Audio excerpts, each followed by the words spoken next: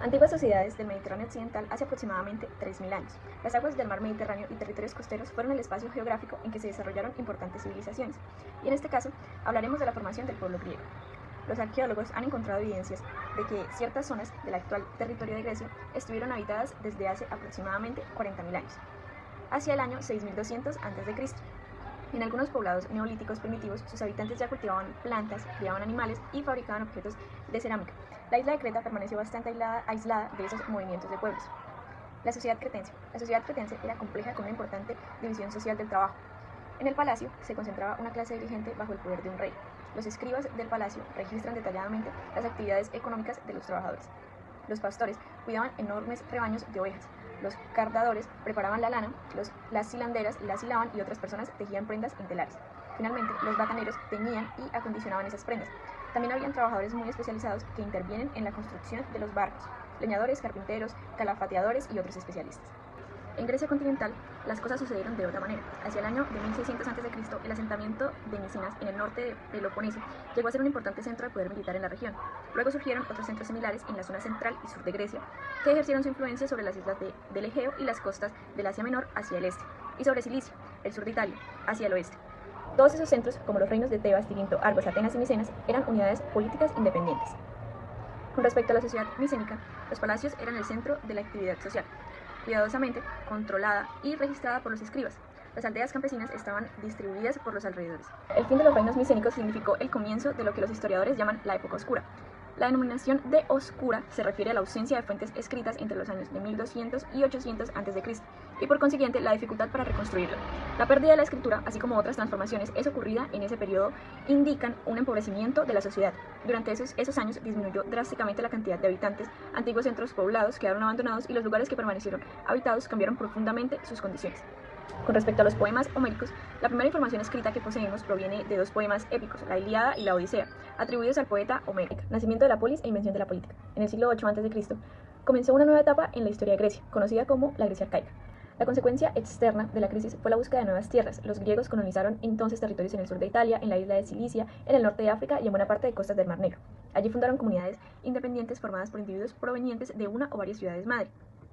El origen de la polis. Otra consecuencia de la crisis fue interna. Los grupos que formaban el demos comenzaron a presionar a los aristócratas para que repartieran las tierras. En general, eso no ocurrió como resultado de un conflicto. En muchos lugares, los campesinos comenzaron a participar activamente en la toma de decisiones de la comunidad. Cuando la ciudad estuvo al borde de una guerra civil, Solón fue convocado para buscar una solución al enfrentamiento. Solón subdividió al pueblo en 4 categorías según su riqueza y otorgó a cada una determinados derechos para participar en el gobierno de la ciudad.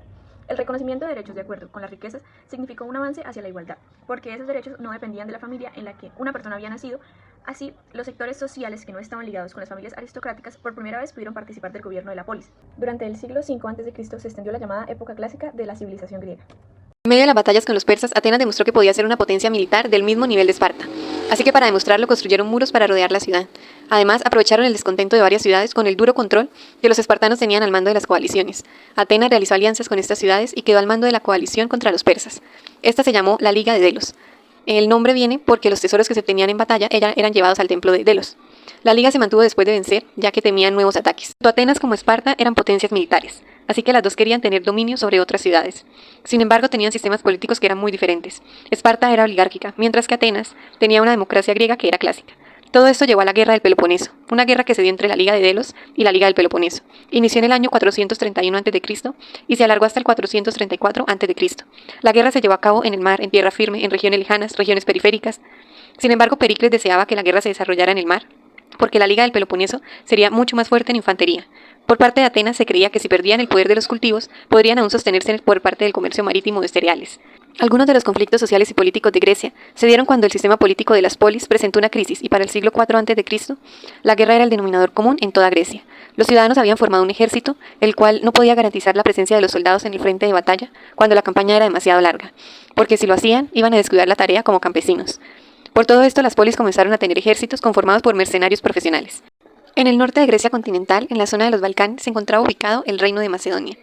Para la mitad del siglo IV a.C., Filipo II, quien era conocido como un jefe guerrero, unificó todo el reino. Su autoridad se basaba principalmente en 2 puntos. En primer lugar, controlar la aristocracia, y en segundo, en construir un ejército que fuera fuerte y profesional.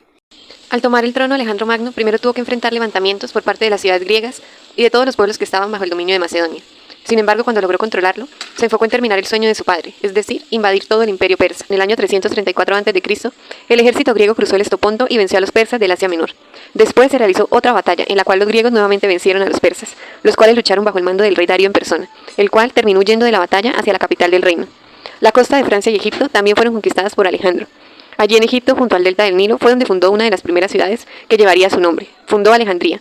Allí fue nombrado faraón y recibió el título del dios viviente. Después de Alejandro no existía un heredero que tomara el mando del ejército. Esto causó la división del imperio alejandrino. De esta manera, se formaron varios reinos en vez de un solo imperio.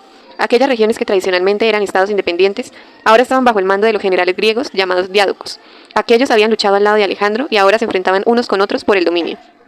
Después de varios enfrentamientos, para el año 280 a.C., se establecieron los reinos helenísticos. Los griegos fueron los primeros que intentaron entender y explicar cómo funcionaba la sociedad, como un resultado de la acción del ser humano. El teatro nació en Grecia, principalmente en la zona del Ática. En Atenas se presentaban estas obras griegas en medio de todas las fiestas religiosas. Las obras de teatro que se realizaban eran de dos géneros específicos, de tragedia o de comedia. Dejaron a un lado los mitos y comenzaron a confiar en la razón para comprender el mundo que los rodeaba. También explicaron asuntos políticos, sociales, entre otros. Todo esto lo conocemos hoy como filosofía, la cual significa amor al conocimiento. Gracias a la filosofía se desarrollaron en astronomía, matemática, medicina, mecánica, principalmente durante el periodo helenístico. Adoraban a un dios o a una diosa, quien era el protector de esa polis.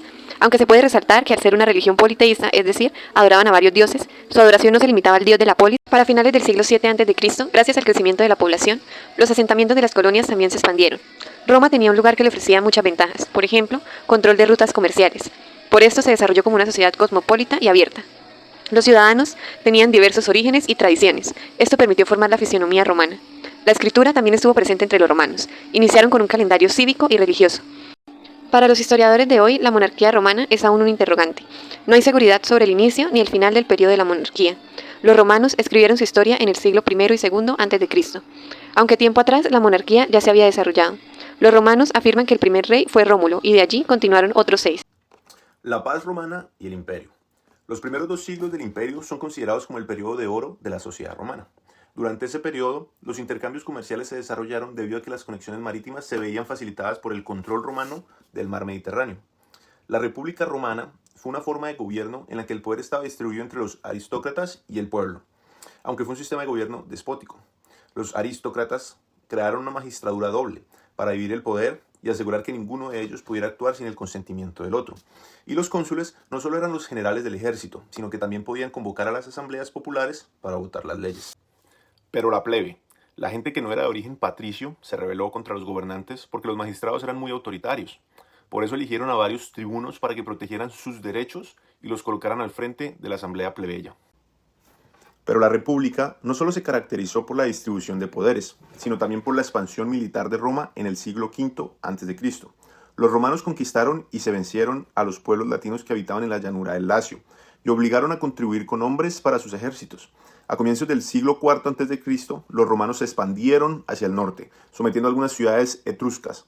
De esta manera, Roma se convirtió en un gran imperio a lo largo de los 500 años que duró la República Romana.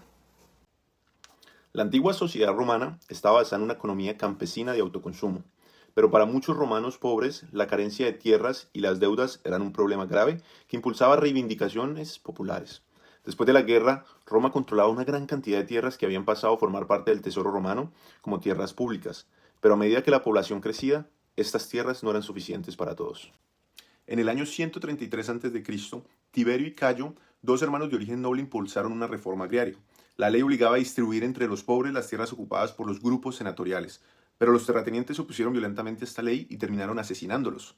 El problema de las deudas y la tierra eran 2 de las principales preocupaciones de los romanos pobres, y a menudo fue el catalizador de conflictos sociales y políticos en la antigua Roma. A comienzos del siglo III, la estabilidad imperial comenzó a resquebrajarse por completo. Los emperadores dependían cada vez más del apoyo militar para mantenerse en el poder. Además, se fue formando una clase de burócratas estatales que eran más eficientes para ejercer el gobierno. En el año 395, la última dinastía imperial estable fue la de Teodosio I. A la muerte de este, el imperio se dividió entre sus 2 hijos. Las 2 mitades del imperio tuvieron evoluciones completamente diferentes. En el occidente, la corona imperial perdió progresivamente el control sobre los grandes terratenientes, quienes actuaban como autoridades independientes dentro de sus dominios. En algunas regiones, el Estado no pudo mantener una presencia activa y el poder pasó poco a poco a manos de las autoridades locales y provinciales, las cuales comenzaron a establecer alianzas con los invasores germanos. En contraste, en el este, el Imperio Romano de Oriente, también llamado Imperio Bizantino, continuó sin ninguna interrupción. El Imperio Bizantino controlaba la zona de contacto entre Europa y Asia, y su capital, Constantinopla, estaba ubicada en una zona de cruce de las más importantes rutas comerciales de la época. En el año 527 llegó al poder el emperador Justiniano, quien se propuso reconquistar todo el territorio occidental perdido. Gracias a este, el Imperio Bizantino logró mantenerse como una potencia importante durante varios siglos más, mientras que el Imperio Romano de Occidente desapareció en el siglo V.